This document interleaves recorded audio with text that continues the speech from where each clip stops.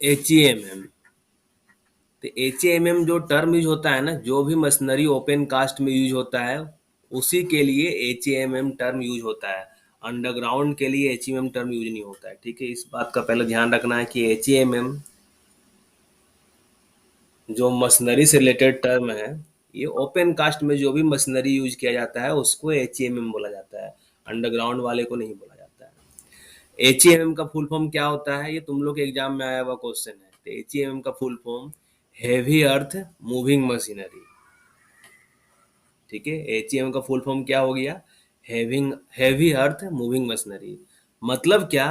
कोई भी मशीनरी जो ओपन कास्ट माइंस में यूज किया जा रहा है, किस पर्पस के लिए? या डिगिंग के लिए, या ड्रिलिंग पर्पस के लिए, ड्रेजिंग के लिए, हाइड्रोलिकिंग के लिए। ये सब अंडर वाटर एक्सकवेशन टेक्निक है। ठीक है, पानी के नीचे से जब हम लोग माइनिंग करते हैं ना, तो वहाँ पे ड्रेजिंग, हाइड्रोलिकिंग वगैरह यूज किया जाता है टर्म। रिपिंग हो गया, रीपर डोजर के साथ देखते हो ना पीछे, रीपर हो गया। जिस तरीके सिंपल सोच लो कि किसान जो हल यूज करता है खेत जोतने के लिए, ठीक है ना, तो वही रीपर हो गया। डोजिंग मतलब डोजर, डोजर के थ्रू डोजिंग करेंगे, ग्रेडर के थ्रू ग्रेडिंग करेंगे, एक्सकवेटर के थ्रू एक्सकवेटिंग करेंगे। और कोई भी लोडिंग और ट्रांसपोर्टिंग इक्विपमेंट जो भी है, मिनरल या ओवरबर्डन का, जो लोडिंग कर रहा है, ट्रांसपोर्टिंग कर रहा है, एक्सकवेटिंग कर रहा है, ग्रेडिंग कर रहा है, डोजिंग कर रहा है, रिपिंग कर रहा है, हाइड्रोलिकिंग कर रहा है, ये जो भी ओपन कास्ट माइंस में मशीनरी यूज हो रहा है, ये सारा HEM के डिफिनेशन के अंदर आएगा। क्या नहीं आएगा वो तुम लोग के लिए इम्पोर्टेंट है, क्या नहीं आएगा वो तुम लोग के लिए इम्पोर्टेंट है। कि जो भी हैंड हेल्ड ड्रिल होता है, कि हाथ से, तो जैसे मान लो जैक हैमर वगैरह हो गया, तो ये सब HEM के अंदर नहीं आएगा। तो हैंडहेल्ड ड्रिल जो भी है, या वैसा ड्रिल मशीन, या वैसा ड्रिल मशीन जो होल ड्रिल करता है, तो उस होल का डाया अप टू 50 mm रहता है। उस होल का डाया अप टू 50 mm है। तो ये दोनों HEM के अंदर नहीं आएगा। तो ये एक्सेप्शन वाला चीज़ तुम लोग को ध्यान रखना है, क्योंकि हिंदी वाले बुक में गलत दे दिया है। ठीक है, वहाँ पे 50 mm को काउंट कर लिया है HEM में, लेकिन जो अपना रेगुलेशन है इंग्लिश में दिया हुआ है, उसमें क्या है कि अप टू 50 mm तक होल का डाया का होल जो मारता है जो ड्रिल मशीन, वो भी HEM के अंदर नहीं आएगा। या दूसरा ड्रिल मशीन जो हैंड हेल्ड ड्रिल मशीन है, जो हाथ में पकड़ के जिसके थ्रू हम लोग ड्रिलिंग कर रहे हैं, तो वो भी HEM के अंदर नहीं आएगा। तो यही क्वेश्चन बनता है HEM का, 4 क्वेश्चन बनता है कि HEM ओपन कास्ट में जो यूज होता है मशीनरी, उसको कहा जाता है, या अंडरग्राउंड वाले को। तो ओपन कास्ट में जो मशीनरी यूज किया जाता है उसके लिए HEM टर्म यूज किया गया है। HEM हैंडहेल्ड जो ड्रिल है उसको HEM नहीं कहेंगे। वैसा ड्रिल मशीन जो अप टू 50 mm का डाया का होल मारता है, उसको हम लोग HEM नहीं कहेंगे। बाकी जो भी ओपन कास्ट में किसी प्रकार का मशीनरी यूज किया जा रहा है, वो सारा HEM के डिफिनेशन के अंदर आएगा। क्लियर है सभी को? अब आता है गोफ, बहुत ही ज़्यादा इम्पोर्टेंट है। गोफ हो गया, वर्किंग हो गया, वर्किंग प्लेस हो गया, वर्किंग हो गया, वर्किंग प्लेस हो गया, फेस वगैरह में बहुत ज़्यादा कन्फ्यूजन हो जाता है एग्जाम के टाइम में। या लड़का लोग जब MCQ क्वेश्चन सोल्व करता है ना, तो उस टाइम लड़का लोग कंफ्यूज कर जाता है कि सर क्या क्या डिफिनेशन क्या है, सब भूल गए, ऐसा फीलिंग होता है। तो गोफ तो सभी को पता है। सभी को जनरल टर्म में क्या पता है? गोफ एक ऐसा जगह है जहाँ से कोयला निकाल लिया गया है। यही है ना कि गोफ, जनरली गोफ तो अंडरग्राउंड के लिए अंडरग्राउंड का टर्म है। तो गोफ means any part of working below ground, below ground mines का कोई भी पार्ट, ठीक है ना, any part of working of below ground mines, जहां से क्या है, पिलर या उसका पार्ट हम लोग निकाल लिए हैं। ठीक है, जहां से पिलर या उसका पार्ट, या लोंगवाल वर्किंग के केस में जहां से कोयला निकाल लिया गया है, तो वो गोफ कहलाता है। तो गोफ कैसा जगह है कि अंडरग्राउंड, मतलब एक तरीके से बोले any part of working below ground, जहां से पिलर या उसका पार्ट, या लोंगवाल माइनिंग के केस में जहां से कोयला निकाला जा चुका है, और वो अपना वर्किंग प्लेस नहीं है। गोफ क्या है? गोफ जहां से कोयला निकाल लिया गया है। तो कोयला निकाल लेंगे बाद तो वर्किंग प्लेस बचेगा ही नहीं, वो तो डेंजरस प्लेस में आ जाएगा फिर ना। तो वही है, which is not a working place, ये गोफ के डिफिनेशन के अंदर आता है। तो हमेशा ध्यान रखना है कि गोफ के साथ में टर्म दे देगा कभी कि गोफ ये जो वर्किंग प्लेस नहीं, गोफ is not a working place, ये वर्किंग प्लेस नहीं है, क्योंकि जहां जहां कोयला प्रेजेंट है वो हम लोग को वर्किंग प्लेस है। कोयला निकाल ले रहे हैं तो वर्किंग प्लेस तो नहीं रहेगा ना। अब लड़का लोग बोले सर कुछ कोयला तो स्टूक में छूट जाता है, तो स्टूक में छूट जाना, हम लोग क्या करते हैं कि मैक्सिमम कोयला निकाल लेते हैं, थोड़ा बहुत तो छूटेगा ही छूटेगा, जिसके कारण से माइंस में स्पॉन्टेनियस हीटिंग होने का चांस रहता है। तो गोफ ऐसा जगह हो गया जहां से पिलर या उसका कोई पार्ट या लोंगवाल वर्किंग के केस में कोयला निकाला जा चुका है और वो अभी वर्किंग प्लेस नहीं है, तो वो गोफ कहलाता है। बहुत ही ज्यादा इंपॉर्टेंट डिफिनेशन है। सेकेंड डिफिनेशन है वर्किंग क्या होता है। What is working. माइंड से बोलता है हम लोग वर्क कर रहे हैं, एक्सट्रैक्शन कर रहे हैं, ये कर रहे हैं, वो कर रहे हैं। क्या है वर्किंग।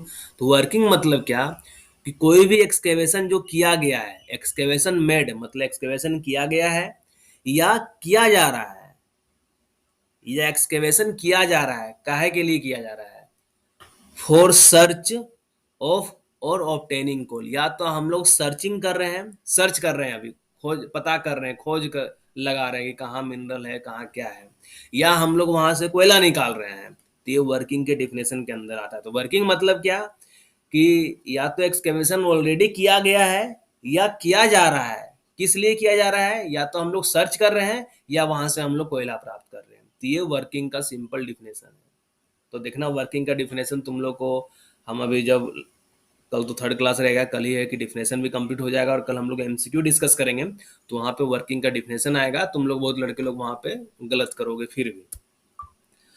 वर्किंग हो गया। वर्किंग प्लेस क्या है। वर्किंग क्या हो गया, कि जहाँ एक्सकवेशन किया गया है या किया जा रहा है, काहे के लिए, सर्च करने के लिए या कोयला प्राप्त करने के लिए। तो वर्किंग कहाँ करेंगे हम लोग, वर्किंग प्लेस पे ही तो करेंगे ना। तो वर्किंग प्लेस मतलब क्या, कि जहां पे पर्सन को कानूनी रूप से जा सकता है, ठीक है ना, कि means any place in a mine to which any person has lawful access. तुमको वर्किंग प्लेस का जब भी डिफिनेशन आएगा तो ये लॉफुल टर्म तुमको खोजना है,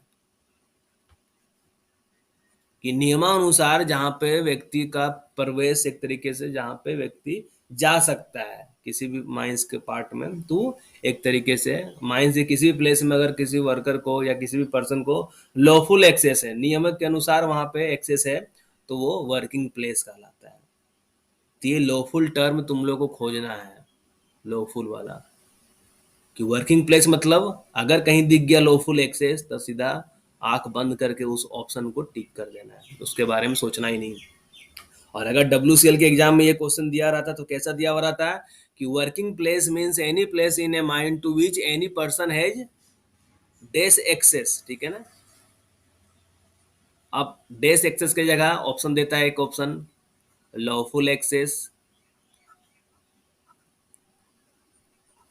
दूसरा दे देता है इमीडिएट एक्सेस, तीसरा दे देता है अनलॉफुल एक्सेस,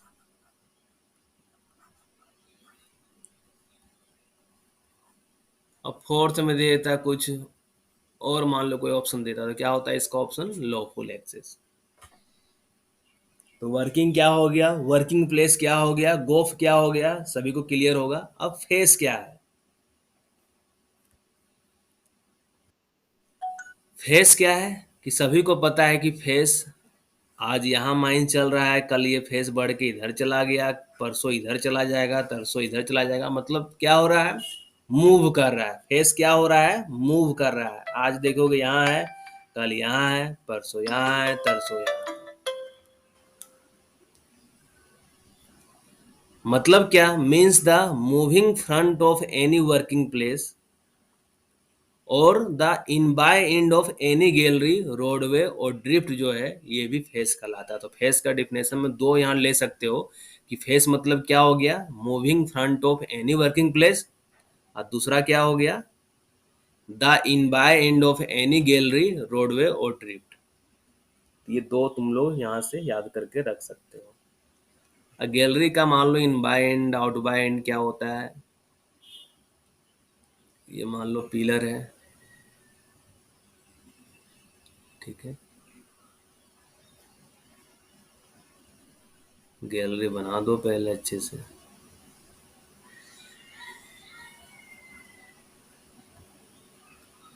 अगर हम मान लो इधर से एंट्री कर रहे हैं जो भी, ठीक है, तो ये इन बाय एंड हो गया। आउट बाय क्या हो गया, इधर वाला, मतलब ये आउट बाय हो गया, ये हम लोग इधर से ले रहे हैं आउट बाय हो गया, इधर अंदर इन बाय हो गया। गैलरी हो गया उसी तरीके से रोडवे, गैलरी क्या हो गया एक तरीके से, या रोडवे जो सिंपल बोलो, या ड्रिफ्ट। तो ये इन बाय इन, तो ये ध्यान रखना टर्म इन बाय बोल रहा है, आउट बाय नहीं बोल रहा है। क्या खोजना है तुमको वहां पे, इन बाय खोजना है, ठीक है। तो फेस मतलब क्या हो गया,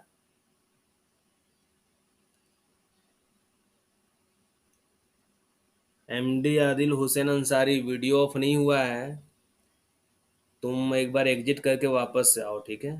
एग्जिट करके एक बार वापस से आओ तो दिखेगा। तुम्हारा नेटवर्क कुछ इशू, नेटवर्क मतलब नेटवर्क प्रॉब्लम हो गया होगा इस कारण से।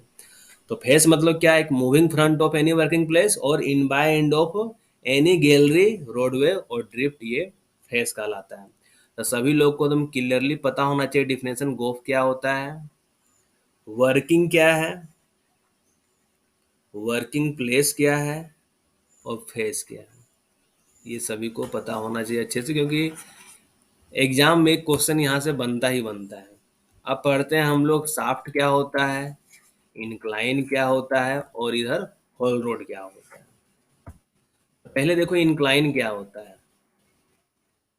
Incline means any, inclined means an inclined passage, या इंक्लाइंड रास्ता ऐसा हो गया, या कोई रोड, या तो वो सरफेस में हो या बिलो ग्राउंड माइंस में या बिलो ग्राउंड में हो, ठीक है। तो ये इंक्लाइन कहलाता है। तो ये ध्यान रखना इंक्लाइन वाले में, क्योंकि बहुत लड़के लोग रहते हैं इंक्लाइन तो अंडरग्राउंड माइंस के लिए यूज होता है, तो इंक्लाइन सरफेस से ही तो चलाते हैं ना, इंक्लाइन सरफेस से चला दिए।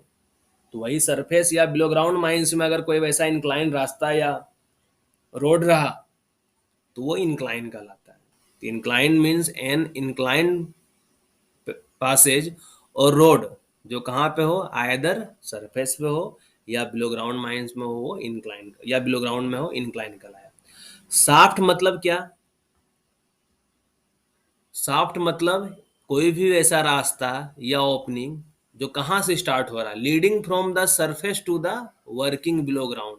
मतलब साफ्ट मान लो हम लोग एकदम सरफेस से स्टार्ट किए, सरफेस है जो सरफेस से स्टार्ट हो रहा है और बिलो ग्राउंड तक जा रहा है, ठीक है, ये साफ्ट कहलाया। और दूसरा क्या हुआ, जो अंदर में ही मान लो कि एक, जो अंदर में ही वन पार्ट ऑफ वर्किंग से स्टार्ट हो रहा है और दूसरे पार्ट ऑफ वर्किंग तक जा रहा है, तो वो भी क्या होगा, साफ्ट कहलाएगा। जिसमें क्या होगा, साफ्ट किसमें है चले, जिसमें केज या कोई अदर मीन्स ऑफ कन्वेंस, मतलब कोई भी वैसा केज जैसा ही सिमिलर कोई भी वैसा कन्वेंस जो उसमें फ्रीली सस्पेंडेड हो। मतलब क्या रहता है, जैसे मान लो लिफ्ट कैसे चलता है, फ्रीली सस्पेंडेड है और ट्रेवल करता है लिफ्ट अपना स्पेस में, उसी तरीके से एक तरीके से बोलो साफ्ट है, ठीक है।